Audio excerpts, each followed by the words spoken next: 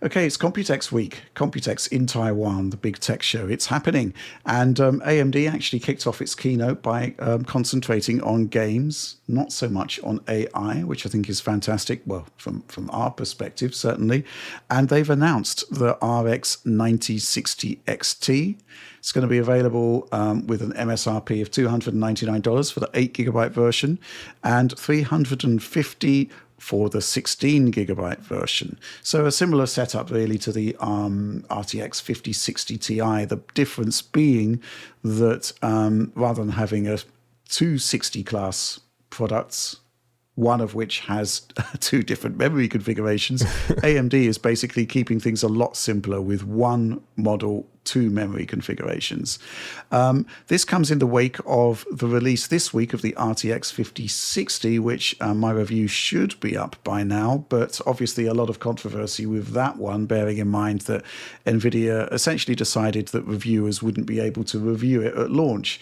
I had to wait for the press driver. Actually, there wasn't a press driver. I had to wait for the public driver to release on the day that the card actually released. Lots of controversy with that one. I guess the question is with the RX 9060 whether AMD is going to sample that 8 gigabyte version or whether I'm going to need to buy it. But I suspect the 16 gig, regardless, will be happening.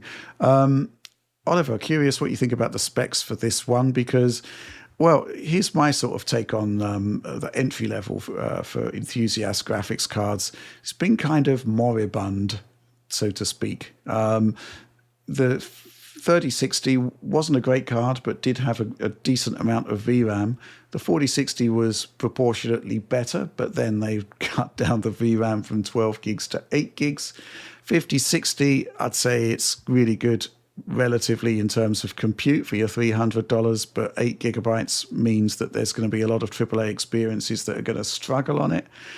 I think AMD have actually come up with an interesting solution here, which is, basically one 60 class product, two memory configurations, and the 16 gigabyte version isn't exorbitantly expensive. What's your take on it? Yeah, I basically would echo your opinions there. I think the 5060, it's an interesting card from a compute perspective. I certainly don't think it's a slow card, but the VRAM allotment is a big issue for me. That's a big issue. And the PCIe X8 interface, 5.0 X8 interface is also not ideal, especially for older PCIe 3.0 based systems that might be looking to upgrade. That's not very good. And in general, with the VRAM, I really feel like you don't want to ever be in a situation where you're below the current generation console spec substantially. That's leading to all kinds of problems. Potentially it led to problems last console generation. We're seeing it lead to problems this console generation. And that has all kinds of problems like, you're playing this dance with every game now, like Alex says, where you're trying to figure out a combination of settings, texture settings, resolution, DLSS, ray tracing, whatever, to try to get the game to fit within an 8 gigabyte frame buffer without causing issues for you. That's potentially a big problem. But I would also say here, potentially in NVIDIA's favor, that not everyone is playing AAA, and there's probably a good story to tell here for like esports titles, games that will easily fit within 8 gigabytes of VRAM without causing any issues. Titles like Rocket League, titles like Counter-Strike 2, you're probably going to get really good frame rates on those titles with a card as powerful as an RTX 5060 for a reasonable price. So that's one thing to consider. Not everyone on PC is playing AAA, even though, I focus on AAA and certainly we focus on AAA. There's lots of esports titles out there. On the 9060 XT side of things, only one card, no regular 9060 like you mentioned. I like it a lot. I'm really happy that it's a full X16 interface in particular, because that means good scaling on older systems. It means it's going to be a good upgrade for older systems, for used systems. That's a great entry point for PC gaming. And it's hovering around that current generation console spec, perhaps, substantially beyond it when you start to apply technologies like FSR4 in the mix. That could be quite compelling there. At least at $350, because I'd probably ignore the 8 gigabyte card. And of course, that's assuming that it comes in at MSRP. Now, I did a little bit of research before this direct, just at GPU prices in Canada to see if they'd settled down a bit. And I found on Newegg and Amazon that they're hovering pretty close to MSRP, maybe 10%, 20% above MSRP in some cases. The one exception to that, which doesn't apply to this conversation, is the RTX 5090, which is like $4,200 in Canada. at the Crikey. moment, which is about 3,000 US dollars. So that's gone up way in price, but everything else is priced reasonably, including the RTX 5070, including the 5060 Ti, including other cards like this that are kind of in that ballpark of performance here, where people might be, comparing and considering between different cards. But, with 16 gigabytes of VRAM and this level of performance and FSR4 in the mix, I think it's a really compelling combination of technologies and performance here for mainstream users. And then some of the disadvantages relative to NVIDIA, like the fact that you don't have a ray reconstruction alternative there on day one with this card, I think that matters a lot less because you're dealing with a lower level of performance here. You're probably not engaging path tracing on this card anyways. That's probably not realistic in most titles. So, it should be a good experience for most gamers in this segment, playing most titles in this segment really without huge compromises to the visuals. Mm-hmm. Yeah. Tom, what do you look for from a 60 class card? I mean, I'm looking at for the specs for the Radeon 9060, I was thinking that this thing, for $50 difference, I'm really honed in on the split between the 8 gig and the 16 gig and who the 8 gig is for. Like at this point, and why they'd, if you're in the market for a new graphics card and you really want to future-proof you've gone $300 in, you'd surely plump up the extra 50 to go the extra mile to future-proof it. Yeah. The memory limitations on that would put you closer to last-gen like console ports, that sort of thing. It would be struggling to tackle anything truly like cutting edge and like going forward in the next few years. Even factoring in like technologies like FSR, you'd still be looking at texture assets and things that fill up the memory so quickly that you'd be seeing potentially spikes and things that you don't really want to see, frame time spikes. Yeah, that's the issue, right? You just don't know. Here's the thing, right? Very few games will actually tell you when you've overcommitted on VRAM. So you get this sort of stuttering issue, which isn't great. Here's the thing, right? Here's the argument for 8 gigabytes. We've actually got a quote here from Frank Azur from AMD, who says, majority of gamers are still playing at 1080p and have no use for more than 8 gigs of memory. Most played games... WW, I don't know what it means there, mostly esports games. We wouldn't build it if there wasn't a market for it. If 8 gigabyte isn't right for you, then there's 16 gigabytes, same GPU, no compromise, just memory options. I can kind of see where he's coming from there. And I actually made that argument to Nvidia on our press briefing for the 60 class cards. I said to them, well, why are you dividing the 5060 Ti between 8 and 16 gigs? Is it because there's a lot of forever games out there that simply don't use it? Are you essentially saying that, that card is for those guys and AAA is for the 16 gig? And Nvidia actually took issue with me on that and saying, well, you can play AAA games on the 8 gig card. And I guess you can, depending on the game, depending on the features. I've just spent the week with the 5060 and peak is actually quite good.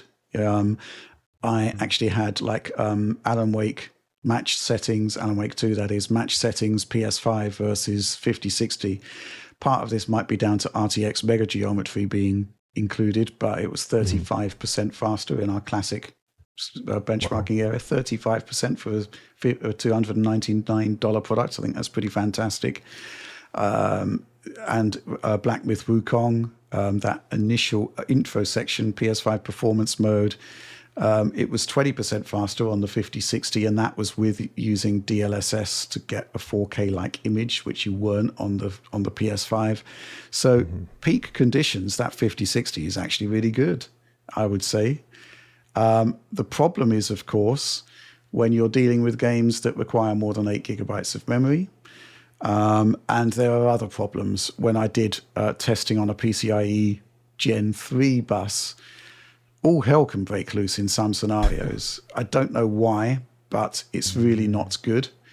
And I also tested with a 3060, which is a PCIe Gen 4 card, and it didn't really lose any performance between PCIe 4 and 3. So, and that's the benefit of having a full-size PCI Express interface, which the 5060 and the 5060 Ti don't have, but this 9060 does have. So in terms of a lot of the annoyances that I had with the 5060, Well, it looks like the 9060 is addressing them, which I think is pretty awesome. Obviously, we're going to talk about this in a moment. AMD is still behind on features. I think the major stumbling block, which was the quality of FSR, has been addressed with FSR 4, but the support and take-up is still an issue. But they're going to get there eventually. And certainly they're making big strides in the hardware side. I think that the 9060 is going to cause as much problem for NVIDIA's 60-class products as the 9070 caused for the 5070. Based on what we're seeing, maybe the benchmarks when the cards come in will be different. But I think getting the hardware side more competitive is great. It's going to take time for them to get there on the software side. But, there's a lot of good decisions going on with AMD and RDNA 4, and I'm really wishing them well for this upcoming launch. And I'm really looking forward to seeing what these cards come up with. 8 gigabytes, not so much, though. I can kind of see what Frank Azor is saying, but at the same time, 8 gigs, they launched the RX 480 with 8 gigs, God knows how long ago. And the concept that a more expensive card still only has 8 gigs. I guess there's a lot going on here in terms of inflation that we're not factoring into that, which makes the 350 16 gig model look even better even. But even so, I do think we need to move on just generally. And I think a 60 class product should be able to match or definitely exceed what a current generation console is doing, certainly when those consoles are 5 years on at this point. There shouldn't be any compromise, but there is, and it's VRAM. And we need to kind of hope that they address that. Hopefully at some point those 3 gigabyte memory modules will turn those 8 gigabyte cards into 12 gigabyte cards, which I think would solve the issue. But maybe that's going to happen like next gen. Who knows at this point? Point is, though, NVIDIA put out a 12 gig card in 2020, 2021. And so it's a bit demoralizing to go back to 8 gig on the following 2 generations. But let's see what happens next. But yeah, certainly very welcome announcement from AMD. And I'm really looking forward to going hands-on with the card because I love it. I love to see the 60 class, the cheap cards producing results that you don't expect. And it's actually really, it's really simple to get those results. You just look at what the consoles are doing. Forza Horizon can run at 4K 60 on a 5060 with DLAA. That's pretty awesome, I think.